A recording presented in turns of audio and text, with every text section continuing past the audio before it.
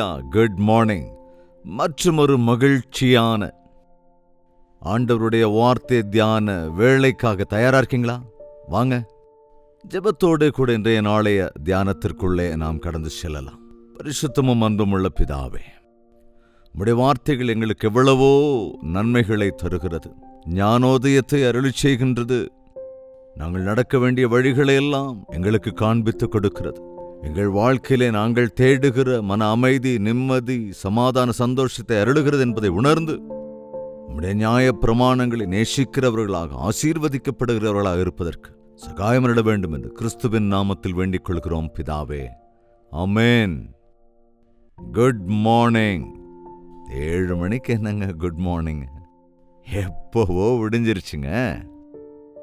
ஆமா, ஆனா அன்னைக்கு நிறைய பேரு பொழுது விடிஞ்சா கூட எந்திரிக்காம இருக்காங்கிறத ஒரு பக்கம் ஒதுக்கி வச்சுட்டு, பொழுது விடியும் முன்பே எழுந்து தங்கள் வேலைகளுக்காக ஓடுகிறவர்களை குறித்து நிறைய நாம கேட்கிறோம்.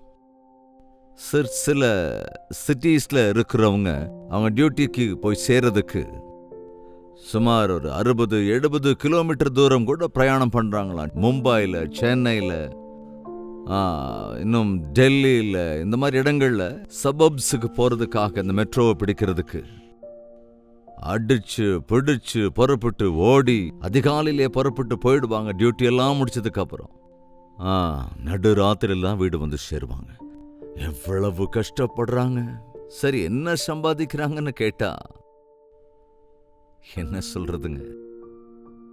எத்தனையோ வருஷங்களா உத்தியோகத்தில் இருக்கிறேன், வியாபாரம் பண்ணிக்கிட்டு இருக்கிறேன், பிரயாசப்பட்டுக்கிட்டே இருக்கிறேன். டியூட்டிக்கு போய் வந்து அசந்து போயிட்டேன். அப்படி சரி, கடைசியில் என்னதான் சாதிச்சிருக்கீங்க? என்னதான் மிஞ்சி இருக்கு உங்களுக்கு? இந்த கேள்விக்கு விசித்திரம். அநேகர் சொல்றது என்ன தெரியுமாங்க? கடன் தாங்க மிஞ்சி இருக்கு. இன்னும் அநேகரை கேட்டோன்னா பெரிய வியாதிக்குள்ள இருக்கிறோம். இந்த வயசான காலத்தில் வர எல்லா வியாதிகளோட பாடுபட்டுக்கிட்டு இருக்கோம்னு சொல்லுவாங்க. எதற்கு மனிதனுடைய பிரயாசம்? வயிற்றுக்காகத்தானே. அதாவது கவனிங்க, தேவன் நமக்காக பகல் இரவு என்று ஏற்பாடு செய்திருக்கிறார். பகல்ல வேலை செய்யணும், ராத்திரியில் நான் தூங்கணும். ஆனா பொழுது விடியறதுக்கு முன்னாலேயே எழறது, நடுராத்திரி வரைக்கும் தூங்க போகாம இருக்கிறது, இதெல்லாம் இன்னைக்கு சர்வசாதாரணமாயிடுச்சு. அதாவது சாலமோன் பயங்கர ஞானி, நல்ல அனுபவபூர்வமாக அவர் எழுதின நீதிமொழிகளோ அல்லது அதே போல பிரசங்கின் புத்தகமோ அதில் இருக்கிற விஷயங்களை கவனிச்சோன்னா நமக்கு நல்ல உணர்வு வந்ததுக்கப்புறம், புத்தி வந்ததுக்கப்புறம், இன்னொரு விதமாக சொல்லணும்னா, அவன் தன்னுடைய அனுபவத்திலே கற்றுக்கொண்ட விஷயங்களெல்லாம் இன்னைக்கு நமக்கு ஒரு எச்சரிக்கையாக இருக்கு. அவைகளை கடைபிடிக்க வேண்டியது அவசியம். சங்கீதம் 127. உடனே சிலர் கேட்கலாம், சாலமோனை பற்றி பேசுறீங்க, ஆனால் சங்கீதம் தாவீது எழுதுனது தானே? இல்லைங்க, எல்லா சங்கீதங்களையும் தாவீது எழுதலை. சிலதை தாவீது எழுதியிருக்கான். அதே போல சிலவற்றை சாலமோன் எழுதியிருக்கிறான், மோசே எழுதியிருக்கிறான், இன்னும் ஆசாப் எழுதியிருக்கிறான், இன்னும் கோராகின் புத்திரர்கள் எழுதியிருக்காங்க, இன்னும் அநேக ஆக்கியோன்கள் எழுதியிருக்காங்க. ஆனால் எல்லாவற்றையும் தாவீதின் காலத்தில் ஒன்றிணைத்ததினால அது தாவீதின் சங்கீதம் என்று அழைக்கப்படுகிறது. 127ஆம் சங்கீதம், அது மேல சாலமோன் பாடின ஆரோகண சங்கீதம் அப்படின்னு கூட அங்கே மேல் விலாசம் இருக்கும். அதுல என்ன சொல்றான் பாருங்க, 3ஆம் வசனத்துல, நீங்கள் அதிகாலையில் எழுந்து நேரப்பட வேலையிலே தரித்து வருத்தத்தின் அப்பத்தை சாப்பிடுகிறதும் விருதா. அதிகாலமே எழுந்திருந்து ஜெபம் பண்ணுங்கன்னா பண்றதில்ல. அதிகாலையிலேயே ஒரு ஃப்ளைட்டை பிடிக்கணும்னா, அல்லது ஒரு ட்ரெயினை பிடிக்கணும்னா, அல்லது டியூட்டிக்கு போகணும்னா, ஒரு கல்யாணத்துக்கு போகணும்னா, அல்லது ஒரு சாவுக்கு போகணும்னா, அப்பப்பா எவ்வளவு அவசரம். அது எந்த டைமா இருந்தாலும் அலாரம் வச்சு எழுந்து ஓடுவாங்க. ஒரு கிறிஸ்தவன், ஒரு விசுவாசி தன்னுடைய வாழ்க்கையின் தினசரி வேலையை ஜெபத்தோடு ஆரம்பிக்கிறதை கற்றுக்கொள்ள வேண்டும். ஓகே, அதிகாலையில் எழுந்து ஒருவேளை நீங்க எங்கேயாவது போக வேண்டியிருக்குன்னா ஒரு 1/2 மணி நேரம் முன்னாலேயே எழுந்து ஜெபம் பண்ணிட்டு பிரயாணம் போங்க. நீங்க அதிகாலையிலே எழுந்து ஏதாவது வேலைன்னு இருந்தா அதுக்காக 1 மணி நேரமே முன்னால எழுந்து தேவனோடு கூட நேரத்தை செலவழிங்க. ஆனா அது ரொம்ப முக்கியமானதுங்க. பாருங்க, வேலைக்காக ஓடுறோம், ஆனால் ஆண்டவருக்காக நாம் ஓடாமல் இருக்கிறோம் அல்லவா? அப்ப எவ்வளவுதான் ஓடி ஓடி ஓடினா அந்த முயற்சி இருக்கும், ஆனா எந்த ஆசீர்வாதமும் கிடைக்கவே கிடைக்காதுங்க. அதிகாலமே எழுந்து நடுராத்திரி வரைக்கும் கூட அவ்வளவு நேரம் வேலை செய்யறவங்க, டியூட்டி பார்க்கறவங்க, நைட் டியூட்டி செய்யறவங்க எல்லாம் நிறைய பேர் சொல்ற காரியம் என்ன, நாட்கள்ல சாஃப்ட்வேர் இன்ஜினியர்ஸ் கூட எங்களுக்கு யூரோப் டைமிங்க, அமெரிக்கா டைமிங்க, யூகே டைமிங்க, ஆஸ்திரேலியா டைமிங்க. ஸோ நம்ம டைமுக்கு அவங்க டைமுக்கு வித்தியாசம் இருக்குல்ல. ஸோ ராத்திரி கூட வேலை செய்கிறவர்களாக, ராத்திரியில் நித்திரை இல்லாதவர்களாக தொடர்ந்து வேலை செய்கிறத நாம பார்க்குறோம். இவ்வளவு கஷ்டப்படுறது எதுக்காகங்க? சாப்பாட்டுக்காக, ஆகாரத்துக்காக, பணத்துக்காக. இன்னொரு விதமாக சொல்லணும்னா பணம் எதுக்கு? சொத்து சுகங்களை சேர்க்கிறதுக்கோ, வஸ்திரங்களை வாங்கிக்கிறதுக்கோ, அல்லது ஆடம்பரங்களுக்காகவோ, அல்லது வீடு, வஸ்து, வாகனங்கள் இப்படியெல்லாம் சரிதான், இது எல்லாமே நமக்கு அவசியமானதான் இல்லைங்கள. ஆனால் தேவன் எது எப்பொழுது தேவையோ அதை தருவார் என்ற விசுவாசத்தில் இருக்கிறவன் எங்க ஓடி அங்க ஓடி எதையோ சம்பாதிக்கணும் அப்படின்னு ஆசைப்பட மாட்டாங்க. உன்னுடைய ஆரோக்கியத்தை நீ பாழாக்கிக்கிட்டதுக்கு அப்புறம், உன்னுடைய அமைதியை நீ கெடுத்ததுக்கு அப்புறம், உங்ககிட்ட எவ்வளவு எக்யூப்மெண்ட்ஸ் இருந்து என்ன பிரயோஜனம், எவ்வளவு சொத்து சுகம் இருந்து என்ன பிரயோஜனம், உனக்கு எவ்வளவு வசதி இருந்து என்ன பிரயோஜனம்? உன்னுடைய ஆரோக்கியம் கெட்டு போனதுக்கு அப்புறம் சாப்பிடவே முடியாத ஒரு சூழ்நிலை வரும்போது வீடெல்லாம் சாப்பாடு இருந்து என்ன பிரயோஜனம்? நீ படுக்கையில கிடக்க வேண்டிய ஒரு சூழல் உருவாகும் போது, ரெஸ்ட்ரிக்டட் டயட் சாப்பிட நேருகிற போது எவ்வளவு நல்ல பதார்த்தங்கள் இருந்து அது என்ன பிரயோஜனம்? நம்ம இதெல்லாம் யோசிக்கிறது இல்லைங்க. மனிதர்கள் பிரயாசப்படுற, அதான் சாலமோன் சொல்றான், அது விருதா, அவ்வளவு கஷ்டப்பட வேண்டிய அவசியம் இல்லைங்கிறான். அந்த அளவுக்கு அதிகாலையிலே எழுந்து நடு ராத்திரி வரைக்கும் தரித்திருந்து செய்வது, சம்பாதிப்பதெல்லாம் எதுக்கு? அதுக்கெல்லாம் என்ன பிரயோஜனம்? தேவன் ஆசீர்வதித்தால் தான் அது உண்மையான ஆசீர்வாதம்.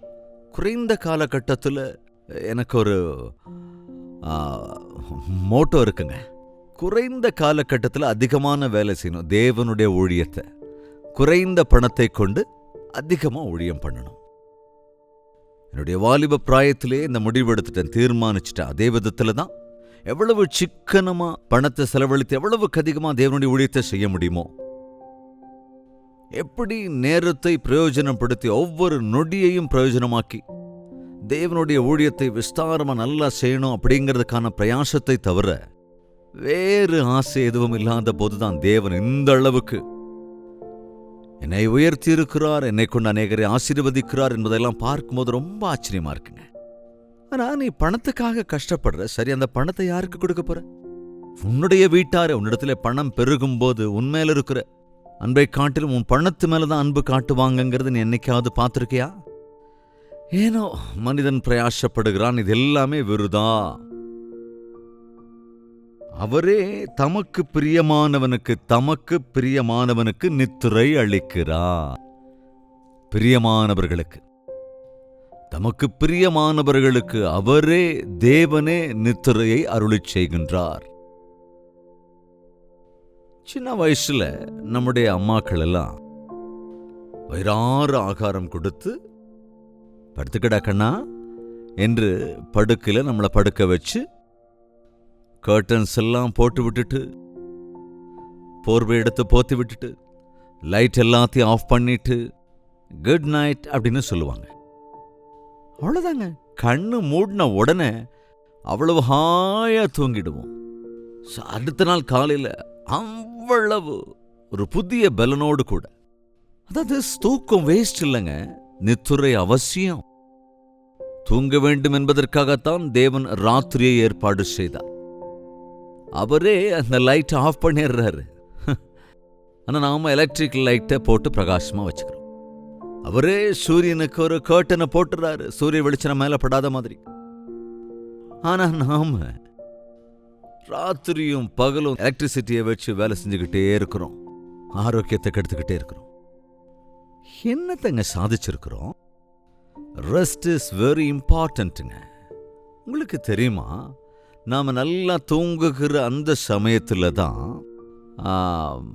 அது என்ன சொல்றது, ரெஸ்டோரேஷன். அதாவது அப்போதான் நம்முடைய அவயவங்கள் எல்லாமே ஒரு புது பலன் அடைகிறது. செத்துப்போன செல்ஸ் எல்லாம், அதேபோல் நரம்பு, எலும்பு, அதெல்லாமே ரிலாக்ஸ் ஆகுங்க. அதாவது உள்ள இருக்கிற அழுக்குகளை எல்லாம் எப்படி வெளியேற்றுது அப்படிங்கிறது நமக்கு ஆக்சுவலா தெரியறது இல்லை. ஆனா தூக்கத்துல தேவன் எல்லாமே பழுது நீங்கும்படி அவங்க பாடி பார்ட்ஸ் எல்லாமே தேவன் இயற்கையாகவே அந்த ப்ராசஸை நமக்குள்ள வச்சிருக்கார்.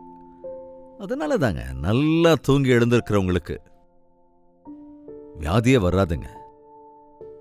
நல்லா நிம்மதியா தூங்கி எழுகிறவன் அவனுடைய பிரெயின் எப்போதும் அலர்ட்டா இருக்கும், ரொம்ப ஷார்ப்பா இருக்கும், ரொம்ப சுறுசுறுப்பா இருக்கும். அப்படிப்பட்டவன் அநேக நல்ல கிரியைகளை செய்ய முடியும்.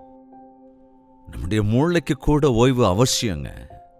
ஆனால் இந்நாட்கள்ல தேவனுடைய சிருஷ்டிக்கு விரோதமாக நாம் நடந்து கொள்கிறோம். தேவனுடைய திட்டத்துக்கு விரோதமாக நடந்து கொண்டு எதையோ சாதிக்கலாம் அப்படின்னு நினைக்கிறோமே தவிர, பகல் வேளையை வேலை செய்வதற்கும் இரவு வேளையை தூங்குவதற்கும் நாம் பயன்படுத்துவோம் என்றால் எல்லாமே நேர்த்தியா நடக்குங்க.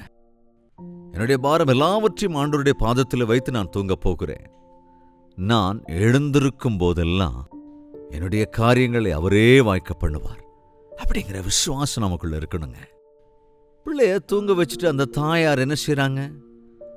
சமையலறைக்கு போய் நாளைக்கு தேவையான ஆகாரங்களை தயாரிக்கிறதுக்கான தேவையான பொருட்கள் இருக்கா இல்லையா, மாவை பிசைஞ்சு வைக்கணுமா, இப்படி எல்லாத்தையும் நேர்த்தியா செஞ்சுட்டு காலையில் பிள்ளை எழுவதற்கு முன்பாகவே இந்த பிள்ளைக்கு தேவையான பாலோ அல்லது பிள்ளைக்கு தேவையாக இருக்கிற நல்ல பிரேக்ஃபாஸ்டோ அல்லது பிரெட்டோ டோஸ்டோ இட்லியோ தோசையோ ஏதோ ரெடி பண்ணிட்டு நேர்த்தியா ரெடி பண்ணி பிள்ளையை எழுப்பி சாப்பிடு தங்கம் அப்படிம்பாங்க. ஒரு அம்மாவே அவ்வளவு அக்கறையோடு இருந்தா நம்முடைய பரமபிதா எதை புசிப்போம், எதை குடிப்போம், எதை உடுத்திக் கொள்ளுவோம் என்று கவலைப்பட வேண்டிய அவசியம் இல்லாமல் நம்மை பார்த்து கொள்ளுவார் என்று, நம்முடைய தேவைகள் எல்லாம் சந்திப்பார் என்று, நாம் தூங்கும்போது அவரும் தூங்குகிற தேவன் அவர் அல்ல. இஸ்ரவேலை காக்கிறவர் உறங்குவதும் இல்லை, தூங்குகிறதும் இல்லை. நீ நல்லா தூங்கு, நான் எல்லாத்தையும் பார்த்துக்கிறேன் என்ற பரம தகப்பன் இருக்கிறார் என்கிற விசுவாசம் உனக்கு உண்டா? வருத்தத்தெல்லாம் நீயே வச்சுக்கிட்டு இருந்தானா எப்படி உன்னால தூங்க முடியும்? மனசெல்லாம் கெட்டு போயிருந்ததுன்னா நிம்மதியா எப்படி தூங்க முடியும்? உன்னுடைய கவலைகள் எல்லாவற்றையும் அவர் மீது வைத்து விடு, அவர் பார்த்துக் கொள்ளுவார். ஒவ்வொரு நாளும் தம்முடைய பிள்ளைகளை அவர் அரவணைத்து கொஞ்சி தாலாட்ட வேண்டும் என்று, அவர்களை புதுமைப்படுத்த வேண்டும் என்று தேவன் தம்முடைய அநாதி தீர்மானத்தின்படி நேர்த்தியாக சிருஷ்டி எல்லாவற்றையும் சிருஷ்டித்திருக்கிறார். நம்முடைய சரீரத்திலும் கூட பகல்ல எவ்வளவுதான் தூங்கினாலும் அது சரியான தூக்கமா இருக்காதுன்னு இன்றைய மருத்துவர்கள் சொல்றாங்கல்ல. நம்ம தூங்குகிற நேரத்தில் கூட ஒரு கலக்கத்தோடையே தூங்க போறோம். போதாததுக்கு மருந்து போட்டுக்கிட்டு ஏதோ தூக்க மாத்திரையெல்லாம் எடுத்துக்கிட்டு அதோட இன்னும் ஏதோ போதை வஸ்துக்களெல்லாம் எடுத்துக்கிட்டு, அதாவது தூங்கணுங்கிற ஒரே காரணத்துக்காக இதெல்லாத்தையும் நாம கவனிக்கும் போது இயற்கையான நித்திரைதான் நமக்கு சம்பூர்ண ஆரோக்கியத்தை தருமே தவிர, நீ மருந்து மாத்திரைகள் மூலமாக நித்திரைக்கு முயற்சி செய்து ஒருவேளை தூங்குனா கூட தூங்கி எழும்போது உனக்கு அந்த அமைதி கிடைக்கவே கிடைக்காது. அப்படிப்பட்டவங்களோட கண்ணை பார்த்தாலே தெரியும், அப்படியே பெருசா இருக்கும், செவந்திருக்கும், சோர்ந்து போயிருக்கும். அப்படிப்பட்டவங்க எவ்வளவு நேரம் தூங்கினாலும் திருப்தியான தூக்கமா இருக்காது. அவங்க ஒரு மாதிரி எரிச்சலோடு இருந்துகிட்டு இருப்பாங்க. காரணம், தேவன் உருவாக்கின அந்த கிரியைகள், அதாவது நம்முடைய சரீரத்தில், சரீரம் என்பது தனக்குத்தானே நம்மை தூங்க பண்ணுகின்றதான, அதை மெடிக்கல் டேர்ம்ஸ்ல எப்படி சொல்றதுன்னு எனக்கு புரியல. அதாவது தூக்கம் என்பது கூட தனக்குத்தானே நமக்குள்ளே உற்பத்தி ஆகிற விதத்திலே தேவன் படைத்திருக்கிறார். ஆனால் ஆர்டிஃபிஷியலா எதையோ நம்ம வர வைக்கணும்னு முயற்சி எல்லாம் பண்ணிக்கிட்டு இருக்கோமே தவிர, ஒரு அழுத்தத்தோடைய தூங்க போற ட்ரை பண்றோம், அழுத்தத்தோடு கூட ஓய்வெடுக்க ட்ரை பண்றோம். நம்ம வாழ்க்கைய நமக்கு நாம எதோ பண்ணி எதோ செஞ்சுக்கிட்டு இருக்கோம். எல்லாவற்றையும் அதினதன் காலத்திலே ஏற்றபடி செய்திருக்கிற தேவன் இருக்கிறார் என்ற விசுவாசத்தோடு இருப்போம் என்றால், நாம் நித்திரையில் இருக்கும்போதே நமக்கு தேவையான எல்லாவற்றையும் அவர் நமக்கு அருளி செய்து விடுவார். நாளைய தினத்தை குறித்து கவலைப்படாதீங்க. அந்தந்த நாளின் பாடு அந்தந்த நாளுக்கு போதும் இல்லையா? இன்னையிலிருந்து அதிகாலமே எழுவது, ஆண்டவரோடு கூட நேரத்தை செலவிடுவது எல்லாத்தையும் பழக்கப்படுத்திக் கொள்ளுங்க. இருட்டு வந்ததுக்கு அப்புறம் அனாவசியமா அர்த்தராத்திரி வரைக்கும் முடிச்சுக்கிட்டே இருக்காம, எவ்வளவு துரிதமா தூக்கத்துக்கு போக முடியுமோ அவ்வளவு துரிதமா நேர்த்தியா குடும்ப பிரார்த்தனையை முடிச்சு தனிப்பட்ட ஜெபத்தையும் கூட ஜெபிச்சுட்டு சீக்கிரமே தூங்க போயிடுங்க.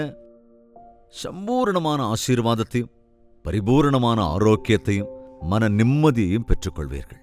உம்மை உறுதியாய் பற்றிக் கொண்ட மனதுடையவன் உம்மையே நம்பியிருக்கிறபடியால் நீர் அவனை பூரண சமாதானத்துடன் காத்துக்கொள்வீர் என்ற வாக்கு நமக்காக நிறைவேறுவதாக.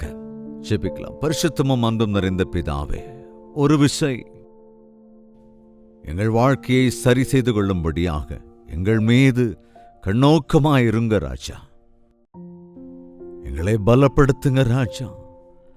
நாங்கள் உமக்கு முன்பாக இருக்கிற கிருபை எங்கள் ஒவ்வொருவருக்கும் அருளிச் செய்யுங்க. உண்மையான மன அமைதியையும் சுகநித்துறையையும் புத்துணர்வையும் உம்முடைய சன்னதியிலே நாங்கள் பெற முடியும் என்று விசுவாசித்து,